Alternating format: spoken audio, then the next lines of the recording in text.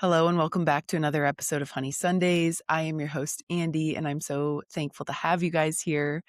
I hope that today's episode gives you some peace of mind if you are pregnant. I'm assuming you're tuning into this, or just if you're a mom in general. But if you are expecting your first, second, third baby, hopefully that this can just ease your mind because there's a lot of noise, as always, about the things we need to do to get ready for our babies. And sometimes a lot of it's just a lot of fluff, is what I've found. So, that being said, I'm going to share what I'm doing to prep for my second birth and my second baby.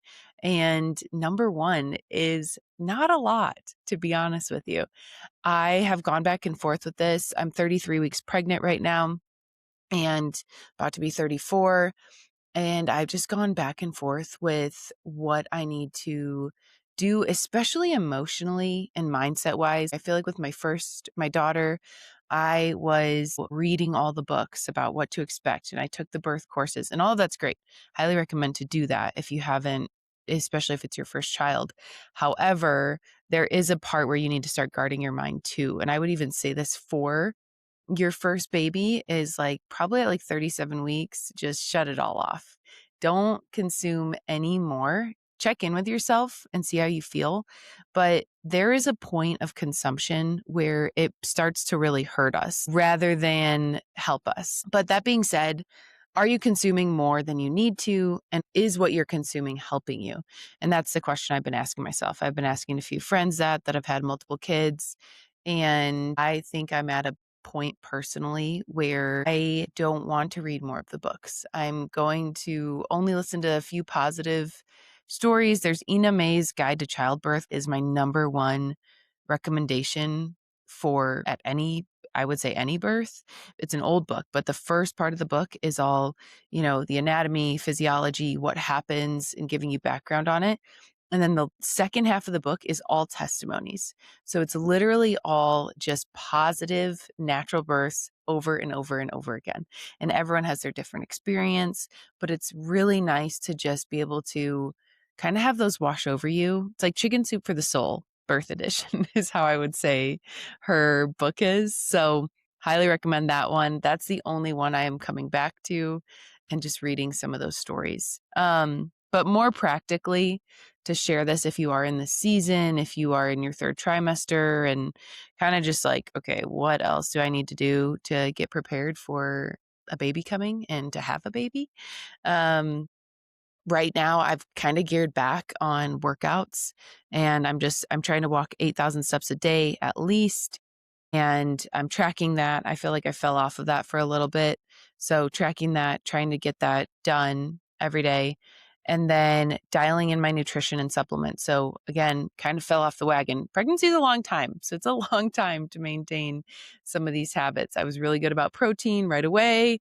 And then I kind of fell off. And then I was good about it at some point and then fell off. So tracking that, trying to get at least 80 to 100 grams of protein a day, of actually whole foods protein as well. I do want to say that there's a lot of protein bars. You can have protein powder every once in a while, but try to make it whole foods. So full fat yogurt, full fat cottage cheese. This is all, you want the full fat because it's so good for baby's brain development. And we don't need low fat when we're in a season of building a human. So trying to get whole food protein and then also just stay on top of my supplements. I posted it on my Instagram of my whole lineup for my third trimester if anyone wants to look at that, but I would just dial in your supplements. And this goes back to just less is more. I think the more we add to our plate, the less we are able and wanting to follow through on it. It just makes it a lot harder. So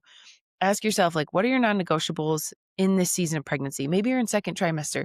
Maybe you have a lot more energy and maybe you want to dial in your workouts at the gym for this season until you get to the end, and then you can pivot from there.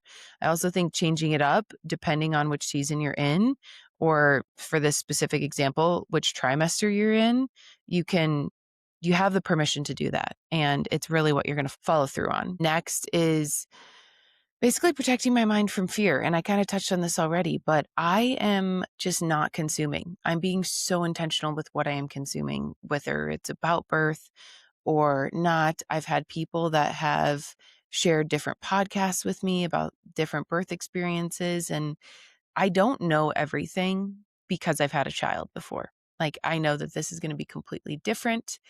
And that being said, I don't want to hold on to things so tightly. This goes to everything in life. I don't want to hold on to things so tightly that I am really disappointed if it doesn't go that way. Like, I am planning for a second home birth. I had a home birth with my first. It was a very long labor. I'm praying for a shorter labor, but I'm also hoping that it's still a home birth and that I don't have to transfer. But there's so many things that are just out of our control. And I think that that's just something to hold lightly if you're in the season of what can you control. So, for example, the walking 8,000 steps a day, dialing in my nutrition and supplements, and kind of just protecting my mind. Like, those are things I can control. And that's really it. I can't control how this labor goes. I don't know how it's going to go. I'm not saying that out of fear. I'm just saying that out of, you know, that's just the reality of we might not have exactly what we want. So trying to just protect my mind in that as well. I know that's really short and sweet and might not be as intense as maybe some of you are looking for. The other things I will say, especially if it's your first baby and this is your first go around, I think recommendation wise, Built to Birth on YouTube. She's got free meditations. Those were always really helpful. Sometimes I'll do a couple of those. She has them for during your birth, and then she has them for just like stress and fear and kind of walking you through those. And then she's got a ton of resources as well. I think the girl's name is Bridget Tyler, that actually is the host of Built to Birth. She's also on Instagram. That's a great resource to refer back to. And then leading into the second prompt, which this applies to everyone, but I did this I came up with a really fun ChatGPT prompt. And if anyone has done your human design's like basically, it's kind of like a personality test and what your personality is, but it's based off of your birthday and the time you were born and where you were born. So it ties in a little bit of astrology. I'm not a super big astrology girl, but I love different personality tests. And I think it's so interesting of taking and leaving whatever you want to about that personality test. But I have personally found human design to be really great in terms of accuracy and how much I resonate with it. So you can plug it in. You can go to humandesign.com. You have to know where you were born. And so what city, like the hospital was in or the house was in or wherever you were born. Then you have to know what time, exact time. This matters. So make sure you are looking at your birth certificate or look that up and plug that in. And then it will give you this chart and you can read through it. It's really complex. It's a lot of information. However, I took this relates to birth, I promise, but I took this prompt and you can relate it to anything. And I plugged in my chart, like a picture of it. And I basically asked it based on my personality, what are things that will really help me in birth and having a baby? And it was really interesting because, one of the things quite simply, which I already knew this about myself, and you'll know these things about yourself as well, but it says that I'm like a pretty private person. So it says to keep the circle small, to keep it intimate, dark, low lighting, quiet rooms, not a lot of people around if you can help it.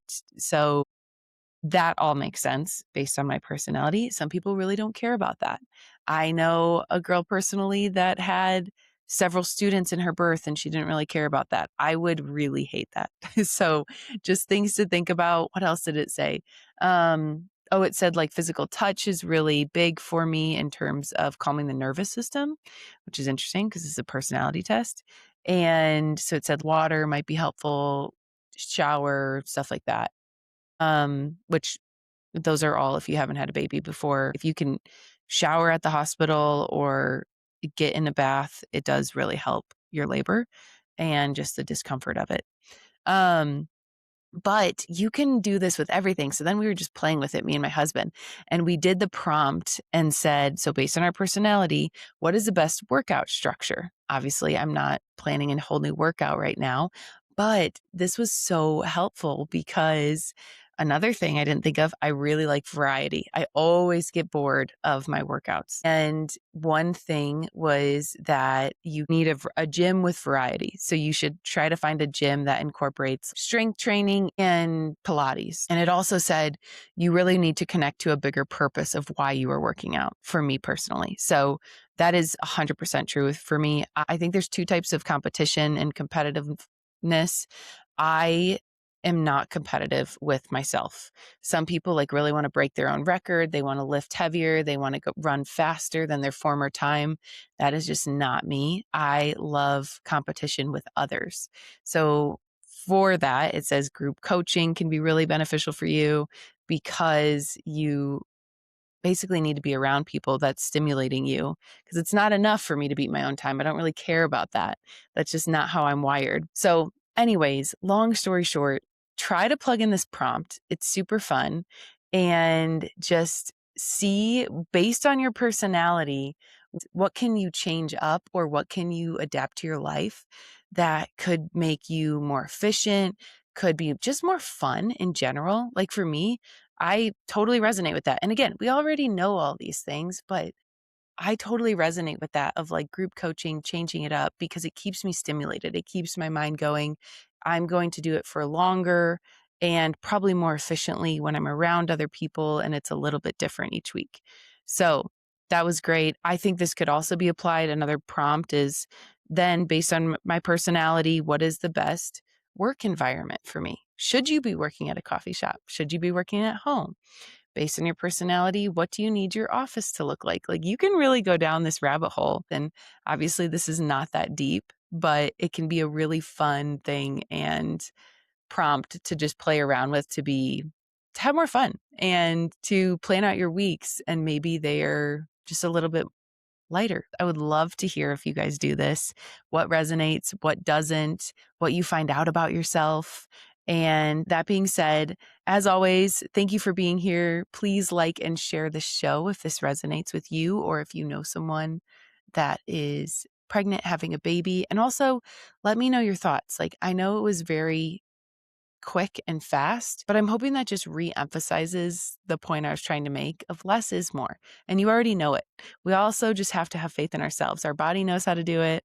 Our mind knows how to do it. And we just have to trust in that. So, but keep me posted on all the things. And I hope you have the best Sunday and you're having the best week.